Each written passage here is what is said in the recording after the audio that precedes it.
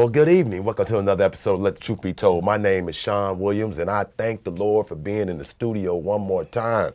We ran the last program for quite a while and got so much. Man, we ran it for about 3-4 weeks and got so much response out of the last program. So I tip my hat to you, Ethan, Jason. Man, you guys did a great job. Brother Hub, good job. Yes, sir. Man, a lot of folks said, man, that we left them some nuggets that they're going to be able to apply to their lives. Yes, and that's what this TV program is all about, man. Trying to empower you guys, man, so that we all can work together to make our community in this world a better place, man. Brother Hub, we're going to get into some hot and heavy subjects today. I thank the Lord for you. Introduce yourself to the viewing audience. And Brother Hub, I got some quick notes, just some shout outs. At the top of the list, of course, is Jennifer Ivory Tatum, the new superintendent for District 116. Shout out to her and her staff, and looking forward to great things happen over there. One of the things that I love about Jennifer is relationships. Man, you got to get along with folks. You know what I'm saying? Folks got to like you. She can cross both sides now. Yeah, so she's gonna do extremely well. I believe that's that. Good. The next, the Father Flagler Awards. Oh man, we gave those out for Father's Day. The big dog Jay Simpson, shout out to him. Sam Hall, shout out to him. Pat Button, shout out to him. Coach Shagnon, Don Owen, and then Boys to Men crew, Big Wayne and his guys, Stovall, and I almost start calling names, Big Bill, and Carlos Harvey, Dante Lotz. Dante Lotz, and I call him Dorsey, but he really ain't no Dorsey. He got a different last name. But shout out to all of those great men. And also Kevin Williams, shout out to him. He did a tournament and ran two. And brought a lot of people from all the way around. My man Snow. Yeah, my man Snow. And then Marlo Coleman and Janae Modest. Oh, man. They barbecuing in Douglas Center. Man, I tip my hat to this young man. All that, and everything was free. It was beautiful. Yeah. Beautiful, beautiful. Man, taking out his own pocket. And he ain't selling the plate. No, he getting the plate away. Man, here you go. The kids sneaking 2 and 3 waters like they stealing something. It's free. It's Relax. Free. It's free. Take your time. Drink all you want. Take your know time. What I'm saying? Go sit down, digest that, and come on back and get some more. Hey, man, I'm going to help y'all out with that next one, man. So don't think I'm just the 9 showing up. I done had a few other things going on Sundays, but make sure that we can all put it together, and I got you on the next one. Real Talk, August 11th, SEEYOU Day, CU Day. That's going to be on Sunday. Not on my watch. It's going to have Douglas Center from 12 to 8. James Kenny Jr., coming down, gonna put on a camp for free. We're gonna have a basketball game with I think between 25 and 35. He's gonna do all that. Keon Clark is gonna come down and speak. Darrell Robinson is gonna speak. We got some local coaches gonna speak. We're gonna have it from 12 to 8. I would like to get Mick Knight and Dixon and Big Mike and honor them. So I'm trying to work. I'm trying to work on some of the guys who ran Douglas Center before. So we gonna don't forget, put that in your calendar. August 11th. Sean Williams we want the people that don't go to nobody church to show up at 12. We're gonna have a little. And old folks call it sermonette. We're gonna let Sean preach a little sermonette on the direction that the community is trying to go in, and some things that we need to do. So we're going to do that. I got J.W. Pirtle down here, but I'm going to let you do that one. Rest in peace. Last but not least, Tori Exum. Just her influence. I ain't finna go in and tell who shot John and I, but shout out to Tori Exum and her influence, not only in the community, but in the University of Illinois as well. Good people, connecting the dots. We need about 30 more Tories to connect the dots from University of Illinois to Champaign and better. If we had 30 more Tories, we'd be in better shape. So shout out to Tory. Man, I thank the Lord for all those people that you announced doing some big things in Champaign. We on the move. We on the move. So, you know, our voice and the things that we talk about are not falling on deaf ears. Our influence. And with the help of UPTV. Yes, sir. With the help of UPTV, you guys out there that spread the word, that tell folks, man, turn it on, Shine and Hub on. And, you know. Got a text message while we was in the shop chopping it up. Man. Young man, just shout out to Sean, you and Sean, man. And he mentioned you by name. He said some things that really blessed me and made me look at things a different way, kind of like he had a paradigm shift. I'm messing with your message, but he texted yesterday while we was chopping up. Yeah. And you never know who's watching. Yeah. So, you know that's why it's always that's why you always practice on doing things the right way. Yes, sir. Perfect. And so that when nobody's watching, yeah, you still doing things the right way. Yes, sir. So you ain't got to worry about if they watching or not, because you're doing things consistency is the great right thing. way. Yeah. And so I talk about that a lot to my young folks. You know, don't be so quick to want to take a shortcut. You know, because you end up taking the long way around. Real quick, you brought up two good words: influence, about leadership. Influence is one, but consistency is very important. Big James used to say, when you lay off, they pay off. You know, so you got to be consistent so the people that are following you will know who you are. Yeah. If you this way one day and this way, they don't know okay, which one gonna show up. But when you only got one standard and dude get a technical foul in the first minute of the game, Wesley D gonna tell Tion Plosy he done for this game and the next game. Because ain't no, oh, you good, so I ain't going to apply these rules to you. Soon as you got that tech, Dom, rest in peace, Dom, but soon as Dom got that tech, he begged the ref to take it out. Because he knew Coach Hub rule is, if you get a technical foul, you immediately done for this game and the next game. No question. I don't care if it's my mama. You're going to sit down, you know? And so that consistency is very important. I'm sorry. Y'all, no, you good, Brother Hub. You know, I thank the Lord for Mr. Pirtle being in my life. You know, Mr. Pirtle passed away last Saturday. I was doing a service for a great young man named Tico Jones out of Rantoul. That's an AAU coach. Blessed a lot of people, man, up there in Rantoul. A lot of young folks, a lot of people that he mentored came to that service. I was able to talk to those young folks that particular day about grieving and how to be able to deal with grieving. And as I was walking them into the church, my brother called me and told me that he had just heard Mr. Pirtle passed away. JW is a good man to me, you know, a real close friend of mine, close friend of yours, you know, and so we're going to go to his services on tomorrow. I've been asked by the family to speak, and so you know, I'm just going to give you a snippet. Just a snippet of what I'm going to talk about tomorrow, just a snippet and so of what I wrote up about Mr. Pirtle. And I ain't going to give it all to you, but I'm going to give you a snippet. The service is tomorrow at Salem Church at 11 o'clock. But I'm going to start it out tomorrow, and I'm going to talk about, I like to give an honor to God, Pastor Shelby, and the clergy in the pulpit, this great family, of having a great opportunity to be a part of the life of our beloved J.W. Pirtle. Man, I never knew that this day would come so soon. Just a week and a half ago, I was sitting in WBCP getting instructions and advice about my next business moves from the man with so much wisdom. So if I get a little nervous and choked up today, please forgive me. So many of us knew the man we celebrate today as Mr. Pirtle, and others knew him as J.W. Pirtle. See, when I was about 6 years old, my mom would send me and my brothers and sisters down the street to Jean's Quick Stop to buy some various items.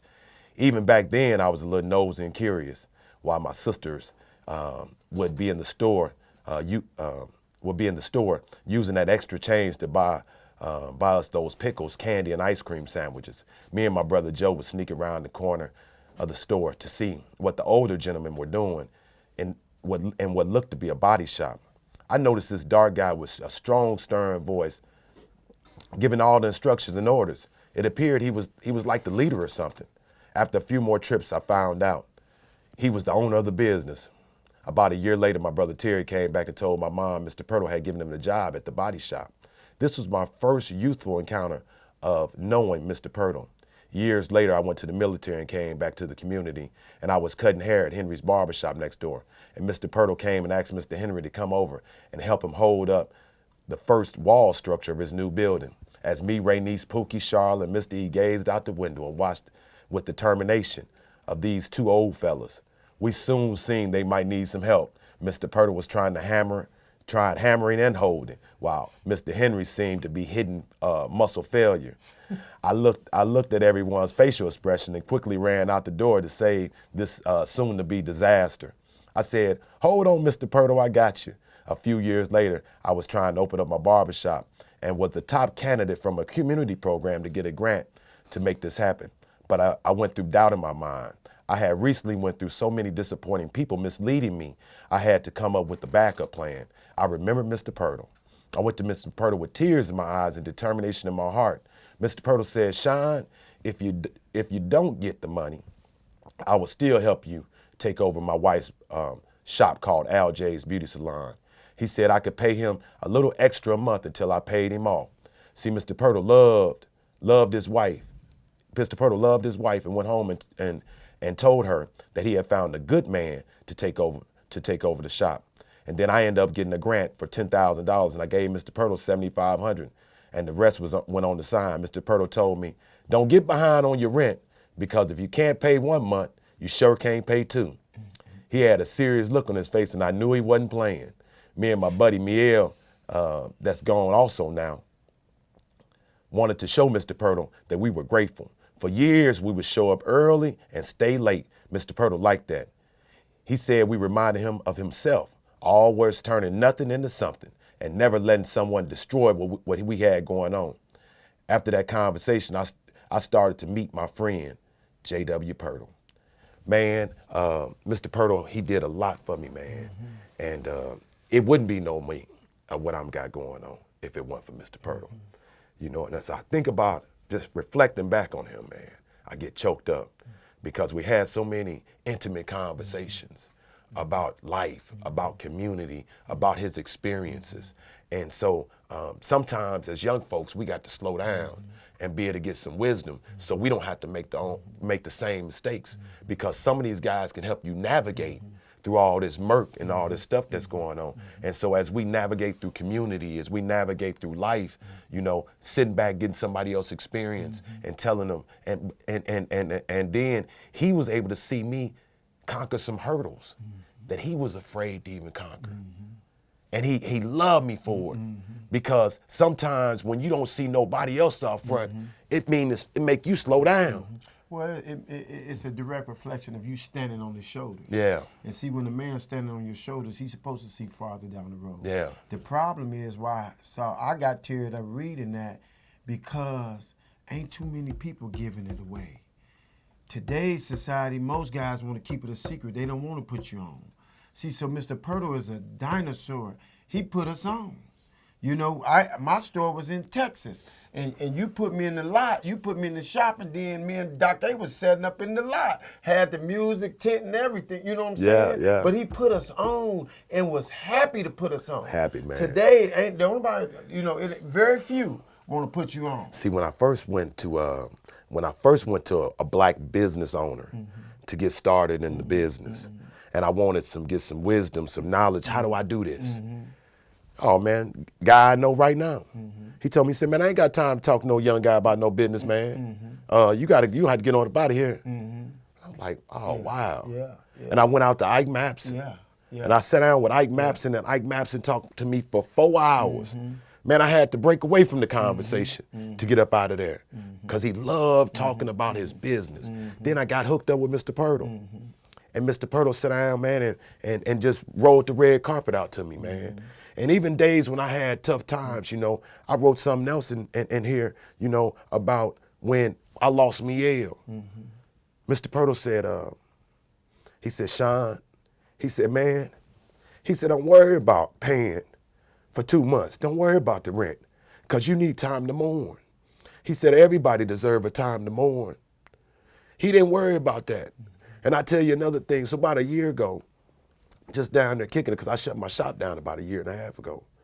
And so I'm down there just kicking with Mr. Pirtle, but God had already put on my heart something to do. So I had wrote a check out for Mr. Pirtle, $100. And I put on the check, I love you, J.W. Pirtle. And Mr. Pirtle was a stern guy. He wouldn't really get cracked up for too much. But then I sat down in his office, and I handed him the check. He said, what's this for? I said, I'm giving you this because I love you, Mr. Pirtle, and I appreciate everything you did for me. He read the check, and he seen where it said, I love him on it.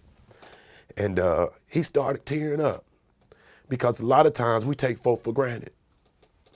We take folk for granted. Nobody never tell you they love you until it's all over when you can't hear them. You can't hear them. You can't even hear them say you love them. Man, we got to stop that, man. Tell people that you love them while they living. Yeah. You know, I'll never neglect that opportunity anymore, man. April 24th at Sam's, we had lunch maybe 3 or 4 weeks before that. But April 24th, I remember it because I put it on. He didn't want to take a picture on Facebook. I said, you got.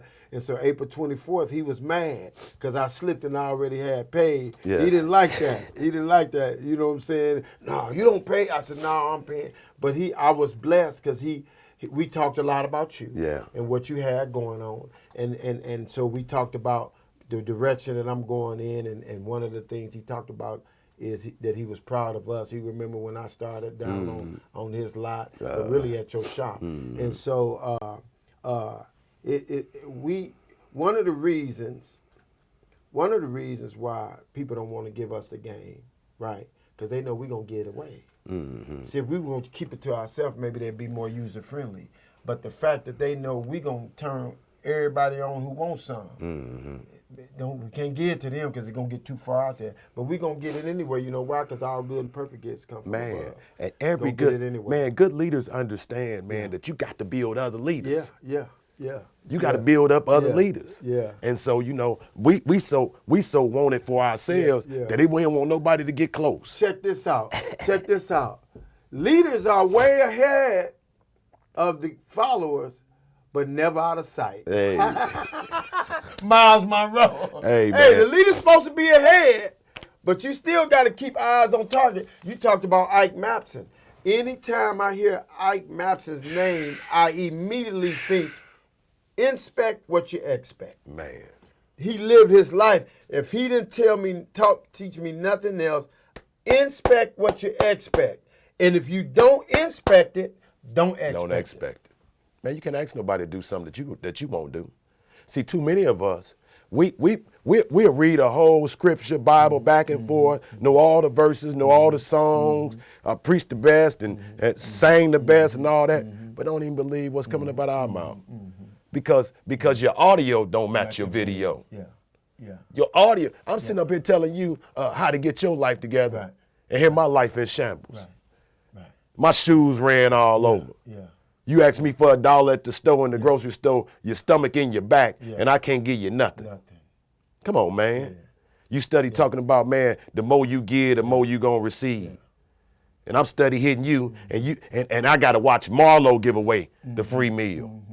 And here it is, 500, 1,000 of us paying into the kit, and we can't give a plate away at Douglas Center. Come on. And the kids just so excited because they getting Polishes for free and hamburgers for free and hot dogs for free. I had a fun day. I done did the 2-step, the 3-step, the back. Music, man, come on, man. Still encouraging she getting away. She getting away. Man, we got to change. Shout out to Pastor Jordan Simmons and New Generation. They had a Father's Day free breakfast. Yeah. You know, and so we needed to get contagious, man. Yeah, man. I mean, that's how you gonna win. I read something on Facebook, and I don't know if it's true, but my best friend in basic training, he's a pastor, big time pastor in Louisville, Kentucky. He said only 1% of the new people that don't know Christ, 1%. It's only 1% coming to the church. Everybody else is leave this church and go to this church. Oh, okay. But it's so many people out there that don't know God at all, and we should be able to attract more than 1%. Or they know, or they done heard of this God that we talk about, but they don't see no godliness going on. Right. Yeah. They don't see no actions of God. They hear the audio, but not the video. We ain't seeing nothing. Yeah. Man, I'm looking at Father Flager up in Chicago. Yes, he leading a white man leading Juneteenth march. Yes, but he got so much compassion in his heart. He got empathy in his heart. You could be the hardest gang member done shot 28, but when Father Flager he ain't scared. Man, come on. And then he'll say, how you gonna teach me if you scared of me? He gonna say, man, running the summer school right now, Sean, they ain't scared of me. He said, man, if it ain't worth dying for, it ain't worth doing. Yeah. It ain't worth doing. Yeah. And if you ain't gonna do what Christ's work is, take your cross off the church. That's right. We ain't got no problem with you doing that shady stuff, but take your cross. Man, so you won't misrepresent. Cross this big on your necklace. Yeah. But I ain't seen no action. Yeah. You ain't gave away no plate. Reverend Dr. Bishop Grand Poobah. Man, come on, man. Got all these different titles and this and this and that and this education. That's why I don't get so excited when Mother Hattie get to talking about education on the radio program. Right. Because she believes if you get the information, then things get better. But so many of us get the information just to manipulate the folks from getting better. We think we done got city slick. That's why when I doing insurance, a lot of my seniors don't trust the stranger. Because strangers come up and it gets city slick. But the mentality is y'all need to know y'all place. But that place that you want me to know is trying to bury me alive. Why would I want? You need to get into the culture. You out of order. No. You want me to be out of order. I'll be out of order if I'm, the reason my shop will never go out of business with the help of the Lord, because I ain't got 15 of the same thing in there. See, you know what I'm saying? Individual. I market individual product. Yeah, I got some jeans that I got all the sizes, but I sell exclusivity. And so the culture, society they want you to fall into your place. Now, I ain't got no place. This guy ain't no, and see, that's what leaders do. Leaders push you into your destiny and take away that glass ceiling. Ain't no ceiling. Greater is he that's in me that's he in the world. You ain't finna have me sitting here doing what you want to do to make you rich when I can tap into my own purpose. So when we finna get into this topic, but what I want to tell you, okay, so my brother Hub, I'm listening. So my my brother Hub, I love the disciples. Yes, sir. And I love the analogy of this, right? Yes, sir. So me and you talked about this, Peter, James, and John. Yes, sir. The inner circle. Peter, James, and John. Right. And all of them had their own business. So why are we teaching people to go get a job when all of them had their own business? And as I talk about Mr. Purtle, we talk about Ike Mapson, the information that I'm getting is from people that had their own business, man. So what they can see past the tree. We got to teach our people to see past the tree. So when we talk about this here, I don't talk about employment. And I'm really trying to help you leaders out there to understand that this concept, get exploited, where you don't be employed no more. I mean, I don't want a job. Listen to me. If you a pastor and you work for me, you better not talk about me in front of your people. That's why the government gave y'all the change. Because John Lee told me if a man pay you, he's somewhat on you. Now, let me clean this up. I labored for 20 years in the Army, right? And let me rewind. I opened my store in 2000. So actually, I had ownership of my own business, but it took me 14 years in the military. So I'm never going to knock nobody going to a job because I did it for 20 years and fought in 2 wars. And so, but I'm saying the whole time I was getting up at 5 o'clock in the morning, running 2 miles and doing that, I had in the back of my mind, I'm saying this going to end one day because I desire to have my own. So I'm not going to I'm not knocking nobody who have an 8 to 5. But Mark Perelmore made a statement, you can't inherit an 8 to 5. If you the Bible said you leave inheritance for your children's children. And so why you working that? I'm not knocking you. Oh, he talking about, they think, no. I was in the same place you was. I was sleeping under the stars.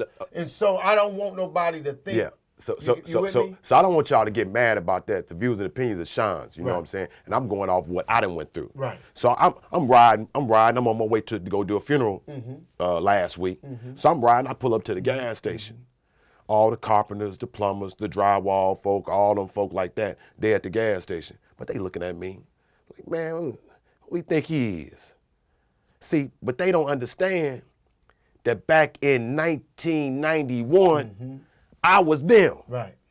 I'm down in Atlanta on top of a roof in Alpharetta, Georgia, in the blazing 90-degree heat, trying to feed my family, nailing shingles on a roof. But I had you say paradigm shift. I had so many things go wrong that I started thinking different. I got fired from a job down in Crab for being 2 minutes late. So I understood the concept of the employer's concept. Man, you expendable. Man, we'll cross you out for the bottom line. So when I'm telling you this here, I don't want you to get crossed out and have to go through what I went through. But we need to explain that. But otherwise, they'll feel like we got the spirit of amnesia. No. You see what I'm saying? That's why I want to break. That's why I want to break that down. 2 minutes late, and they fired you. 2 minutes late. 2 minutes. And I had a baby. I had a baby in a stroller and a baby in a bassinet, and they cared nothing about it. I had to go home and explain to my wife that I got fired on a day it was snowing in Atlanta. They ain't even got a snowplow. But because of their bottom line, they was cleaning folks out of the plant. You know, man, I wanted to do something to them folks. So I'm telling you that so that you don't have to do something to them folks. There you go. Yes, sir. Yes, That's sir. why I'm telling you, stop teaching your people to go get a good job and life gonna be cool. No, it ain't. Because now you got to get that job, you got to do another job, and then you might have to do your side hustle. I just looked at a statistic that most people working got a side hustle. Man, cut all that out. Well, the side hustle could be, my side hustle was Suits by Soldier one time. But on the way to being my side. Turn that side hustle. Your side hustle ought to be connected to your passion. Even if you hate going to your job every day, your side hustle ought to be what you really was created to do. Your gift. And you parlay that to your top dog. Man, come on, man. And then you go referee when you want to. You go Uber when you want to. Man. You do this when you want to. You do that. But Suits by Soldiers how I eat. You have more than enough. Yes, more than enough. But see, a lot of times what hold us back is that we going off of what we didn't see. And a lot of times we had to break this generational curse because it's been, you watch your great granddaddy go through the struggle. Your grandfather went through the struggle. Now your daddy went through, now you following the same path. It killed them. Now check this out. There's a pastor there, it was me there, and it was a tattoo artist and you. And you gave your story about when you first was looking for a house. You was looking for a house right there. But the guy that was with you said, man, step your game up. You left first yesterday. The other three of us, well, the tattoo guy kind of left, but he said in front of you, man, this conversation blessed me. But when you left, the pastor told me, man, he was really a blessing. So when I get in my car, I'm saying, God, I know Suits by Soldier going to be around because it's bigger than clothes. You know, we had service, people's minds, the captives are set free. You set some folks free. You set all three of us free because he going out to California, take a leap of faith, right? I'm finna buy a house and dude want to buy a brand new big truck. Man. And so just the anointing on your testimony yesterday, you set the captives free. Man, we have to be, and we talk about this all the time. So when I say these words that we listen to, because I'm not going to church for ritual, going for change, man. And we got to really renew our minds and really renew your mind. Yeah. I mean, really put that to work. Try some stuff that's different. When Jeff told me that, I was, we so small-minded. We limit God to just this small, like we stealing something from God. And he owns everything. And we'll tell everybody, like Douglas Park, God own everything, Oh, he own everything. He own the cattle on the hill, and he own this. And I've been hearing that since I was a kid. And I'm hearing it from somebody who ain't got a window to throw it out of. Thank the Lord for blessing me to go to Check and Go and get a loan for 72% interest. Hey, that's God. Come on, man. God ain't nowhere in that. He telling you trust in me. Yeah. He telling you trust in me. Yeah. So when we go to something, we so small-minded that we always act like we stealing. We got to pay the money back to the bank anyway. Yeah. So you might as well go in there and put your foot down. That's right. And tell them what you want. That's right. Because you are the customer. Because you the customer. Yeah, and customer's always right. Man, put your foot down. Stop being so scared. Yeah. Mother may I. Put your head down. You know, Mr. Purtle taught me to pick your head up, man. You know what I'm saying? So when you go down there and holler at them people, you go down there and tell them what you really want. Look, God told me that, no, I don't want that over there. I want that over there. Right. I don't got to get I don't got to get the smallest thing that Nissan make. Yeah. Give me the biggest thing Nissan make, or give me the biggest thing Benz make. You know, so that now the people that's watching me can really believe in what my testimony and what I'm saying, because we overcome by our testimony. But a lot of us ain't went through no test to be able to give a testimony. Or then we didn't felt like we didn't made it, so we don't want to tell nobody else how to make it. So now God don't get the glory because we don't even share the testimony. Or we so ashamed of where we've been through, the struggle. And that's the whole purpose God had you go through the struggle. It's to tell folks the testimony so that they can overcome. But we study on the sideline watching folks, so they can get a renewing of their mind. Because as African American people, we visual people. That's why when somebody come with some gold, we do like this. Because we already know that mean rich, man. That mean power.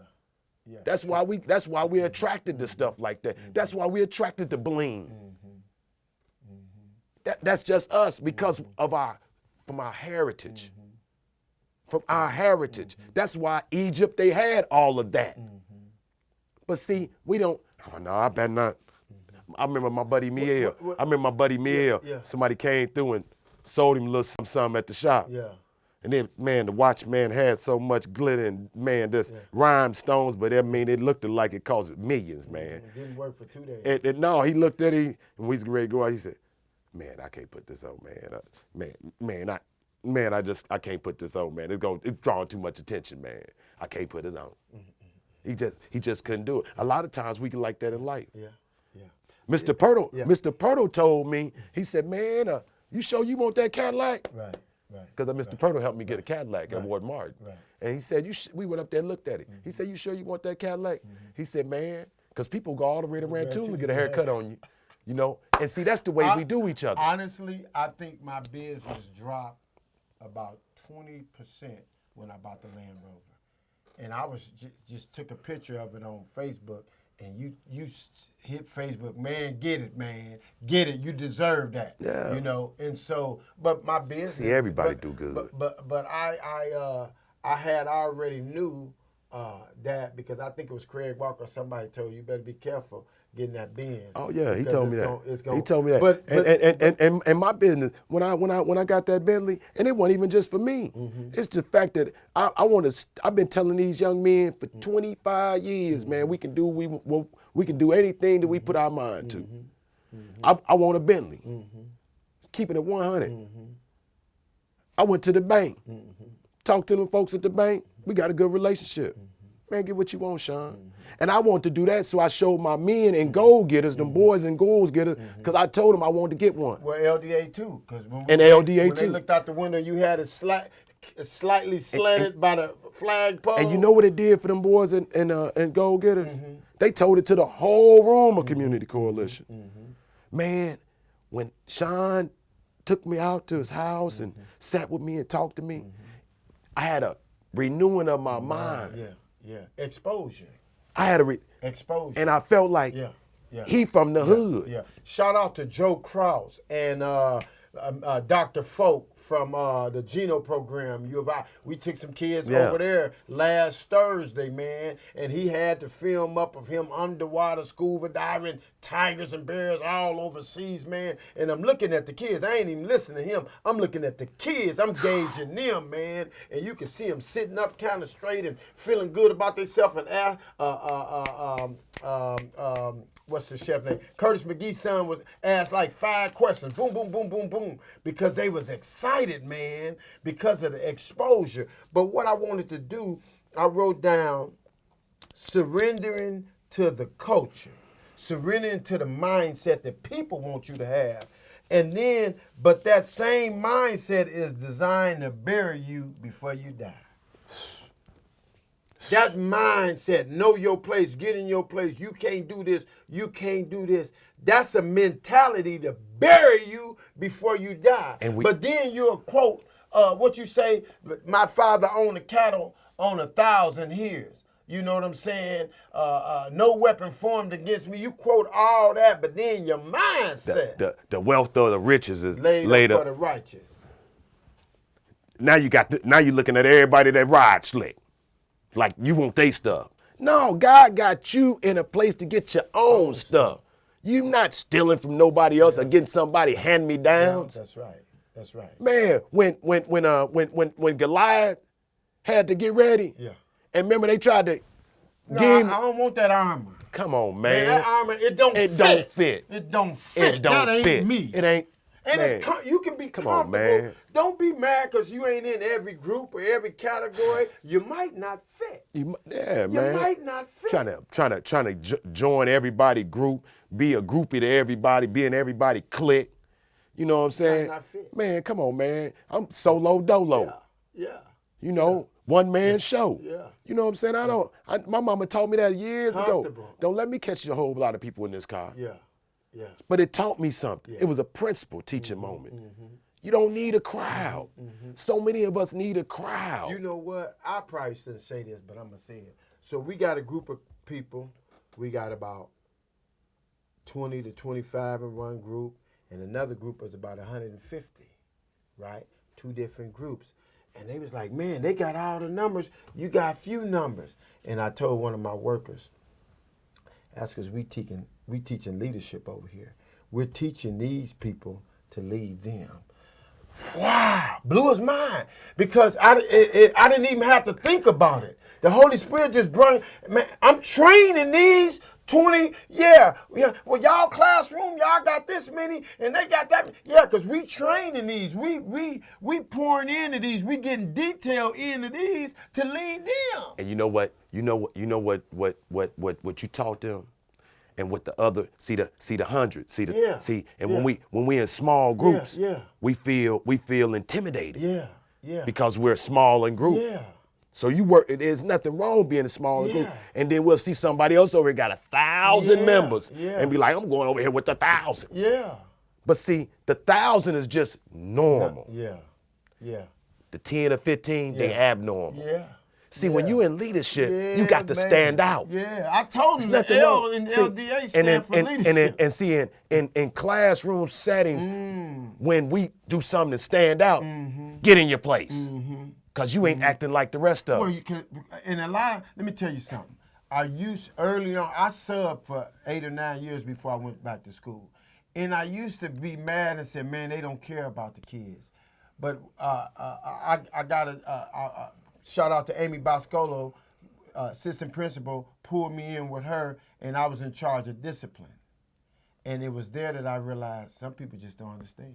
They don't understand. They just don't understand. They got a heart for kids. They just don't understand. So if they see you talking with your hands, they'll say you're animated. If they see you getting hyped, they'll say, oh, they're loud. They just don't understand. And there's nothing wrong. And I'm going to give you a prime example of it. So when Gail from I think that's CBS, she was interviewing R. Kelly.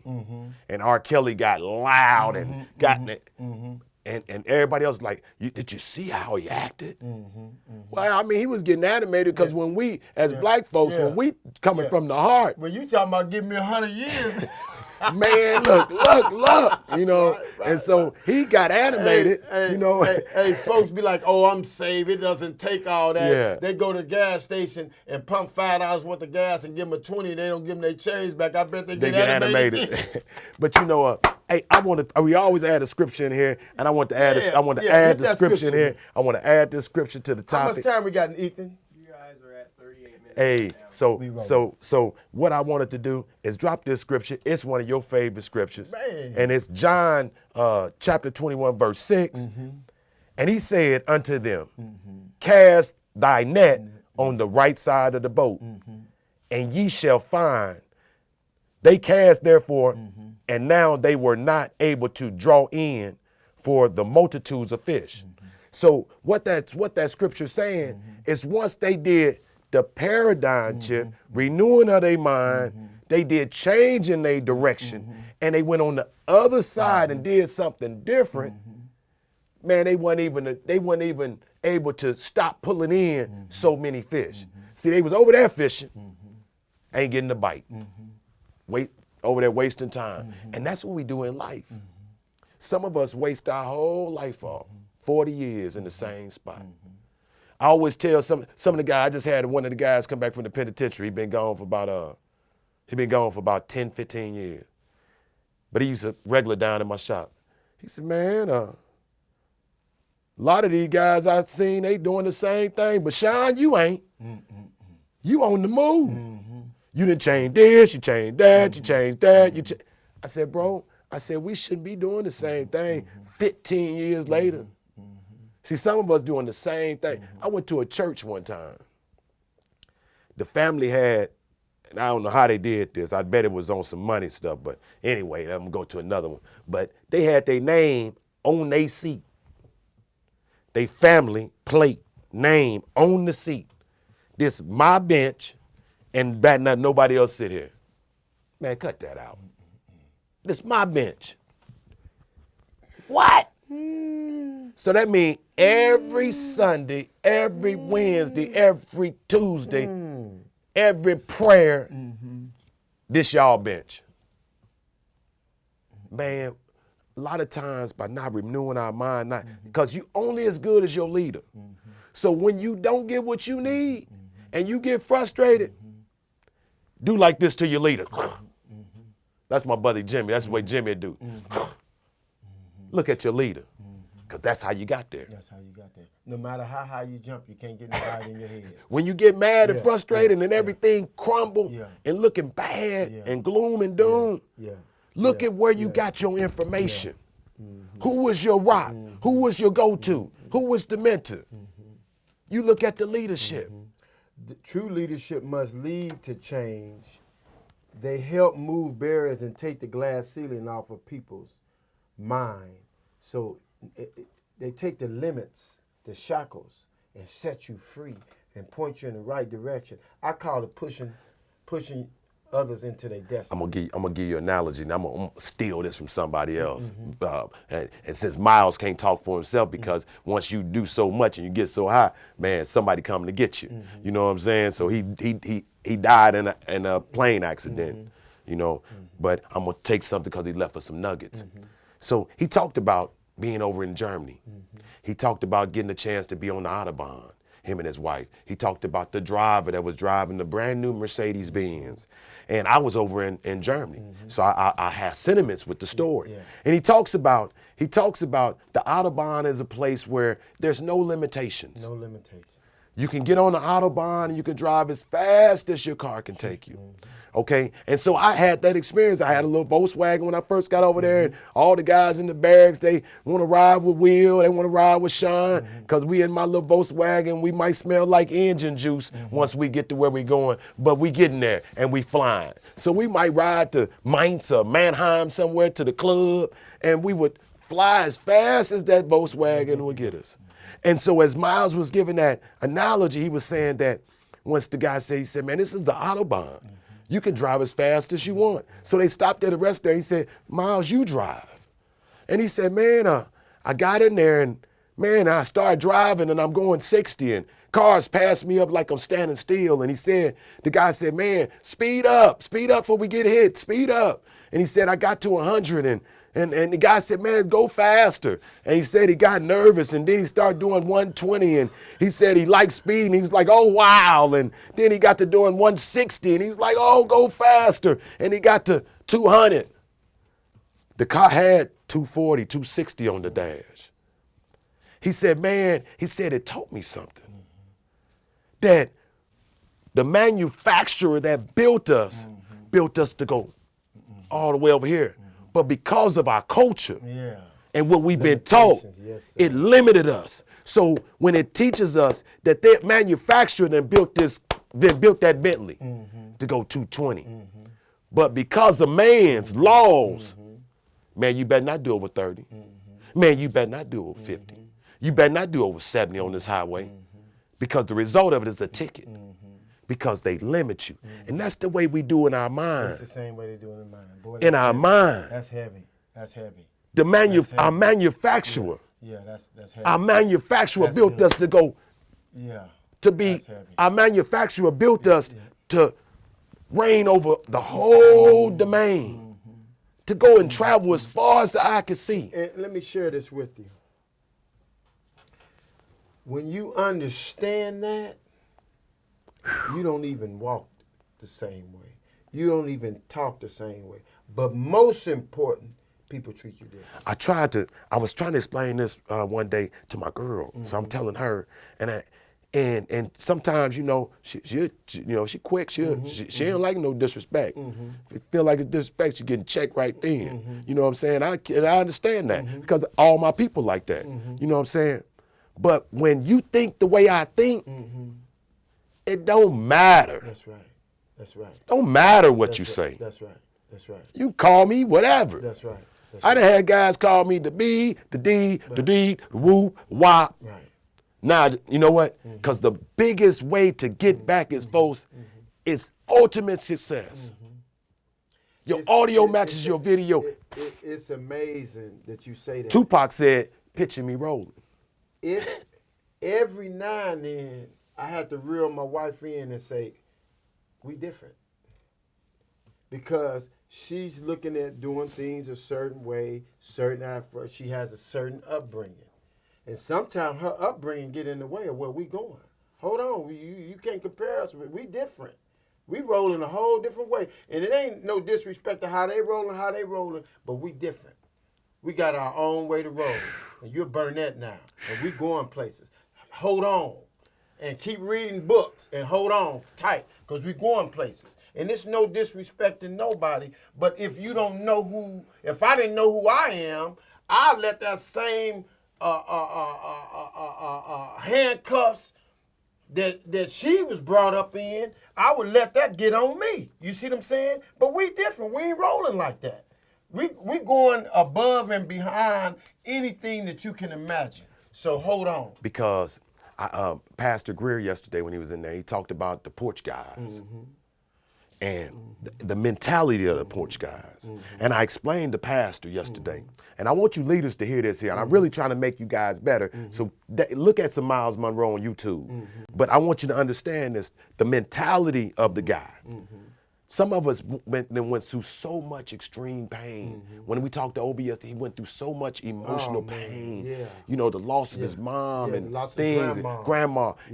And sometimes that can limit the way that we think because we done went through so much. So now we get into our comfortable place and it's just the porch. Ain't nothing coming in and ain't nothing going out. Ain't nobody hurting me on the porch. And so that limits us.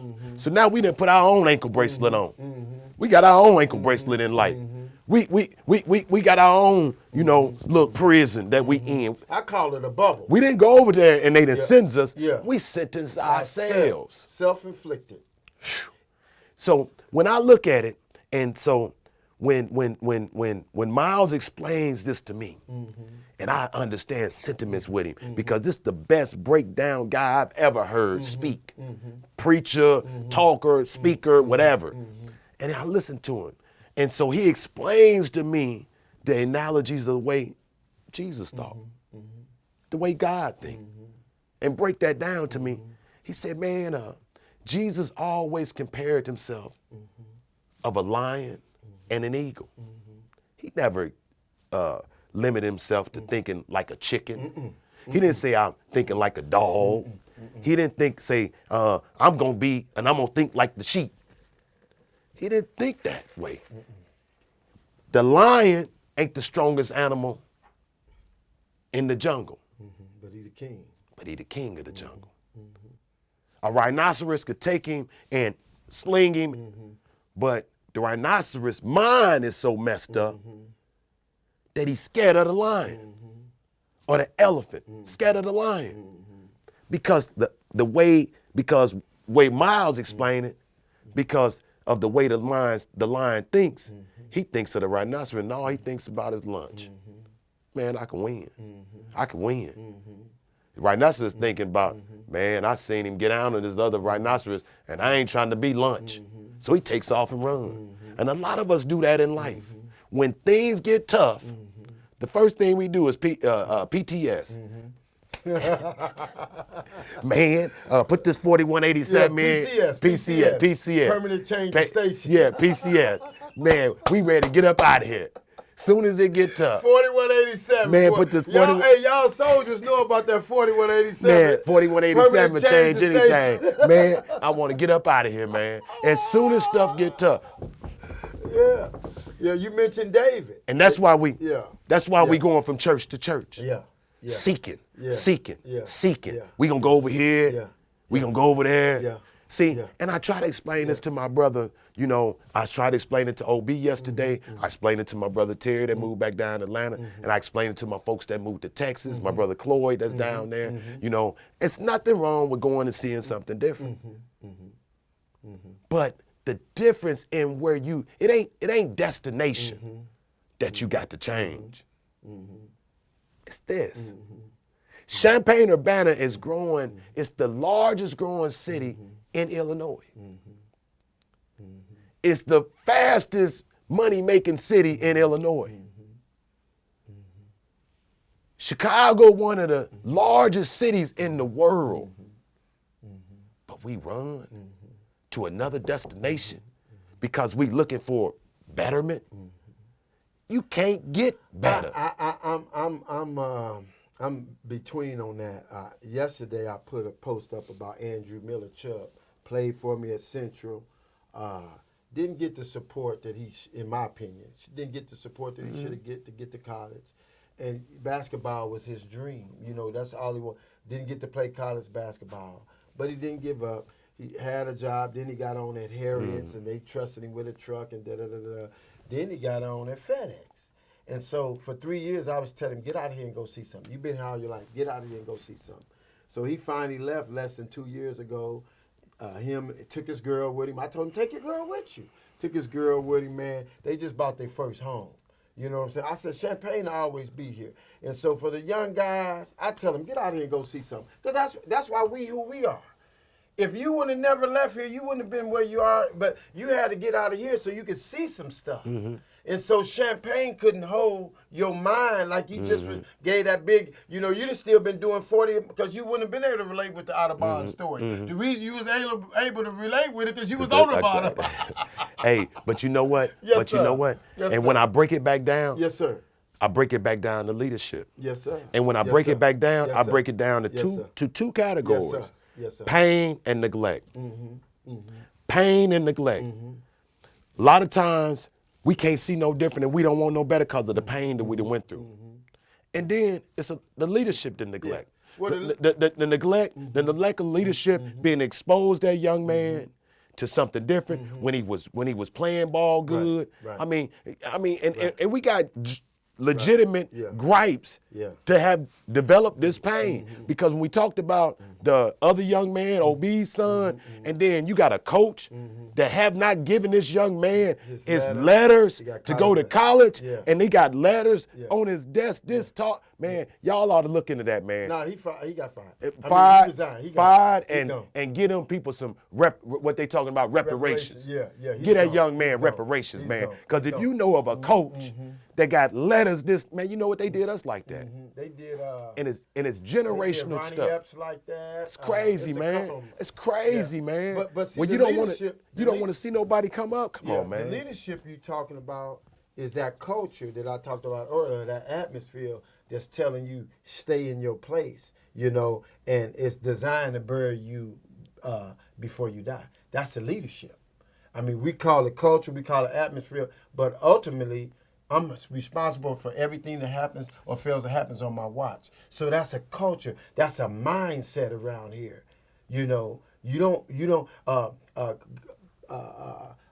Pastor Cypress Hughes sat me in the parking lot for about an hour and a half at Marketplace Mall and talked to me. And he said, "You different.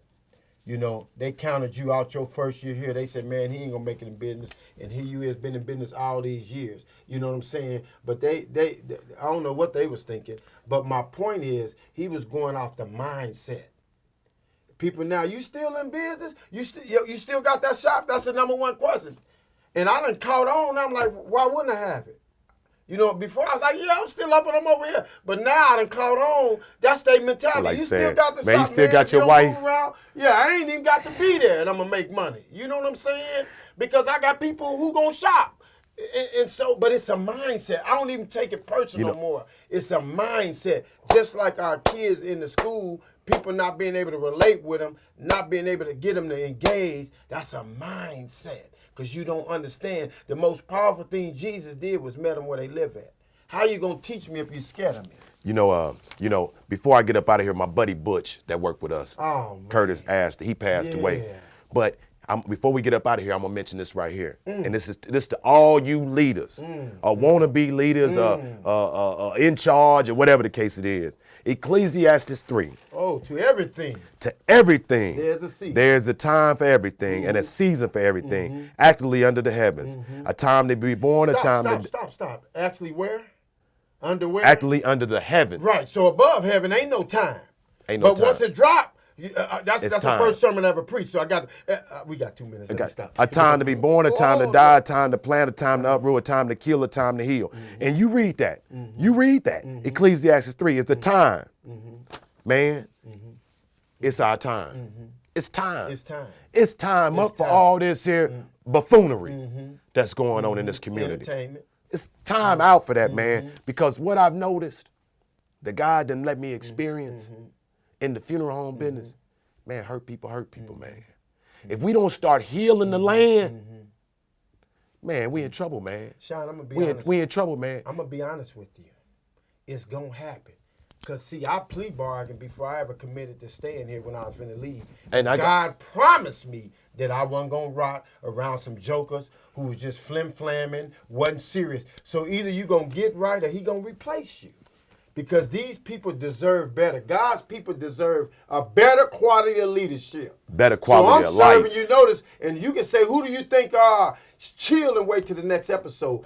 I'm going to be here. The question is you going to be here?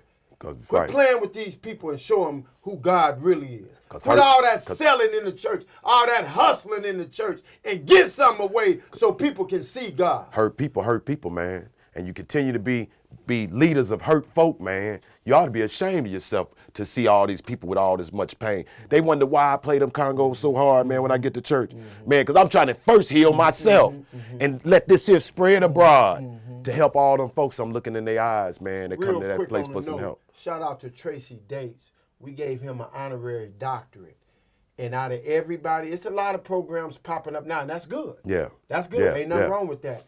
But I remember from the first time I came here with Chubb, that same guy, I kept on hearing Tracy Dates. The man been putting, we all getting on board, LDA and Boys and Men, we locked and loaded. But 10 years ago, Tracy Dates was putting in work. Yeah. And he deserved it. Shout out to you, man. Yeah. Good work. Big shot. Hey, man, I thank everybody that tune into us every Sunday night and then come up to me and say, Sean, I watch your program every Sunday night, man. Keep up the good work. My brother Hub, it is funny how time flies when you're having fun, man. I thank the Lord for everybody that's listening to us today, everybody that's viewing us on this evening program, man. Hey, as I always say on my radio program, we can't do everything, but we all can do something. Thank you for another episode of Let the Truth Be Told. Peace.